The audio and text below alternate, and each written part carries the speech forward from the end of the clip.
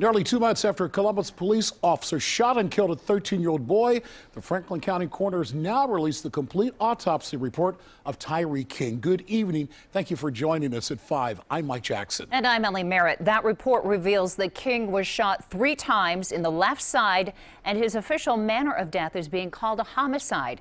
NBC4's Ted Hart obtained the entire report today. He is live at the coroner's office tonight with our continuing coverage. Ted? Well, and Ellie, the coroner's autopsy and report is really just part of one piece of the overall investigation into the officer-involved shooting death of Tyre King. And County Prosecutor Ron O'Brien said today that he expects to have the complete investigative file delivered to his office from the Columbus Police Critical Incident Response Team in about 2 weeks. Police say 13-year-old Tyre King was shot by police officer Brian Mason during a foot chase out of an armed robbery. Investigators say King pulled a gun from his waistband. The gun turned out to be a very real-looking BB gun. The coroner's autopsy report says King was shot 3 times: the left side of his head, the upper left chest, and the upper left side of the abdomen. The trajectory of all 3 bullets was from left to right. Dr. Francisco Diaz, a medical examiner in Michigan hired by the King family to do an independent review, had earlier concluded it is more likely than not that Tyre King was in the process of running away from the shooter when he suffered all 3 gunshot wounds.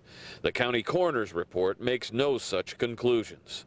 The toxicology report in the autopsy indicates no sign of drugs or alcohol.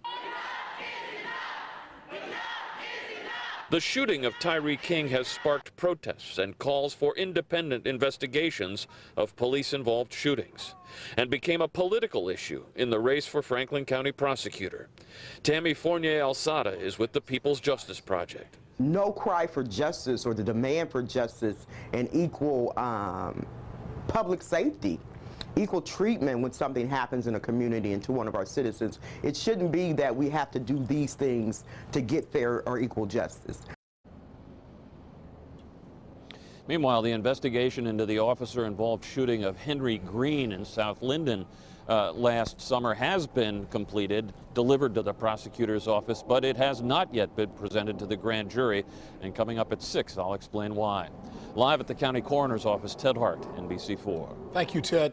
Last Friday, civil rights activists met outside the Franklin County Courthouse calling for an independent prosecutor to handle the case of Tyre King and Henry Green.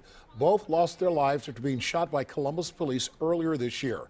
Family members want Franklin County Prosecutor Ron O'Brien to step aside. But O'Brien says that decision is up to the mayor, safety director, or police chief. NBC will keep you updated on the latest in this deadly shooting, police-involved shooting. You can read all of our previous stories on Tyre King and Henry Green on our website at NBC4i.com.